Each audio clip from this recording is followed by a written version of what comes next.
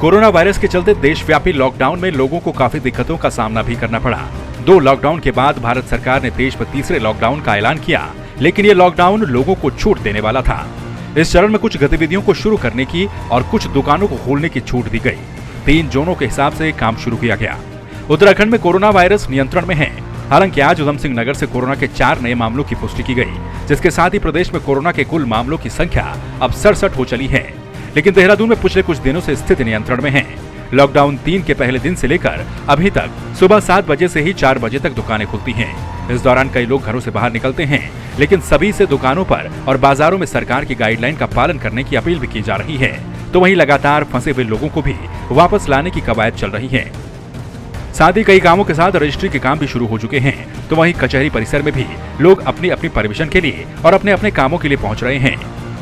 पहले और दूसरे चरण के लॉकडाउन के बाद देश के सामने सबसे बड़ी चुनौती ये थी कि अब किस तरीके से देश को भी चलाया जाए और कोरोना वायरस के प्रति लोगों को सुरक्षित भी रखा जाए।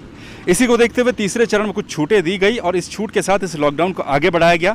असर साफ तौर पर देखा जा सकता है। देहरादून की अगर हम बात करें तो लोगों का जो जनजीवन है वो धीरे धीरे पटरी पर जाता हुआ नजर आ रहा है। बाजारों में लोग अपने आवश्यक सामानों के लिए जा रहे हैं। कुछ दुकानों को छूट दे दी गई है। दिनों के हिसाब से दुकानें खुल रही हैं। इससे उन व्यापारियों को भी नुकसान न हो पाए और लोगों को भी ज़्यादा दिक्कतों का सामना न करना पाए, इस वजह से ये रणनीति अपनाई जा रही है।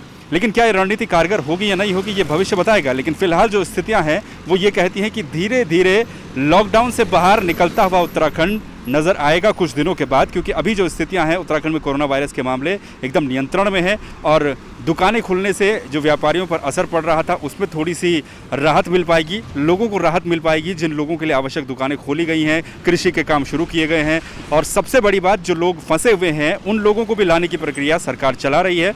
जो देहरादून में या फिर प्रदेश के अन्य जिलों में फंसे हुए हैं उन्हें भी उनके घरों तक पहुंचाया जा रहा है और जो लोग उत्तराखंड से बाहर फंसे हुए हैं उनको लाने की कवायद भी लगातार की जा रही है। यानी कि ये कहा जा सकता है कि धीरे धीरे एक व्यवस्थित तरीके से जिंदगी को पटरी पर लाने की कोशिश चल रही है। कोरोना वायरस ने लोगों की आर्थिकी को काफी असर पहुंचाया है। ऐसे में लॉकडाउन के तीसरे चरण में ये कोशिश की जा रही है कि धीरे धीरे लोगों को कुछ स्तरों पर छूट दी जाए और स्थिति को भी नियंत्रण में रखा जाए।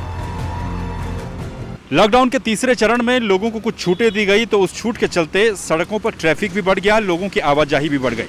लेकिन अगर हम बात करें स्थिति की तो उत्तराखंड प्रदेश की स्थिति फिलहाल ठीक नज़र आती है और देहरादून के खास तौर पर, क्योंकि काफ़ी दिन हो चुके हैं देहरादून में केस नहीं आया है।